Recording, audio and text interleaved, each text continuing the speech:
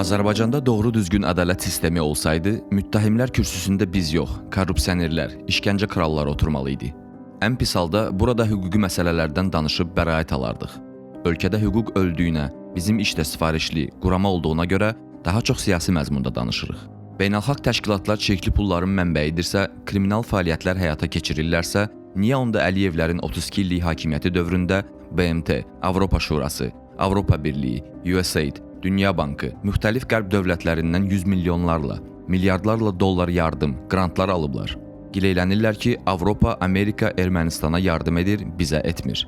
Bəs qrant, yardım, kriminal, çirkli pul idi? Öz işlərinə gələndə qrant yaxşı şey olur, sərf etməyəndə kriminal. 2021-ci ildə məlum oldu ki, Sevincin və mənim telefonumda Pegasus casus proqramı var. Hökumət ölkədə 1000-ə yaxın adamı bu formada, qanunsuz şəkildə izləyib. Bu da hökumətin törətdiyi növbəti cinayətlərdən biri idi. İndi cinayətkarlar bizi cinayətdə ittiham edirlər. Bizim işin mahiyyəti elə budur.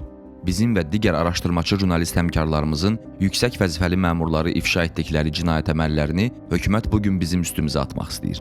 Hökumət medialarının qarayaxma kampaniyaları, İlham Əliyevin jurnalistlərin, vətəndaş cəmiyyəti nümayəndələrinin həbsi ilə bağlı çıxışları təsdiq edir ki, bizim həbsimiz siyasi sifarişdir, repressiyadır. Həbsimizdən sonra rəsmi qurum məhkəməyə müraciət edib, Abzas Medianın saytının bloklanmasını istəyib. Təbii ki, məhkəmə bu müraciəti təmin edib. Bütün bunlar sübut edir ki, söhbət 7 maddədən yox, yaydığımız araşdırmaların rəsmilərə toxunmasından gedir. 19 aydır həbsdəyik, əslində isə əsirlikdə, çünki qanunsuz saxlanılırıq. Bu müddətdə komandamız 4 beynəlxalq mükafat alıb. İndi hökumət nümayəndələri bizi jurnalist kimi tanısa nə olacaq, tanımasa nə? Bütün yerli və beynəlxalq ictimaiyyət bizi siyasi məhbus hesab edir və azadlıq tələb edir. Həbsxana bizim üçün nə cəza, nə ümidsizlik, nə də zülm ola bilər. Çünki mübarizə davam edir. Bizi cəzalandırmaq istəyənlər əmin olsun ki, biz həbsxanadan daha mütaliəli, daha güclü, daha təcrübəli çıxacağıq. Onlar başa düşməlidirlər ki, həbs jurnalistlər, siyasi məhbuslar üçün cəza yeri olmamalıdır. Biz azad söz, müstəqil mətbuat uğrunda azadlığımızdan məhrum olmuşuq.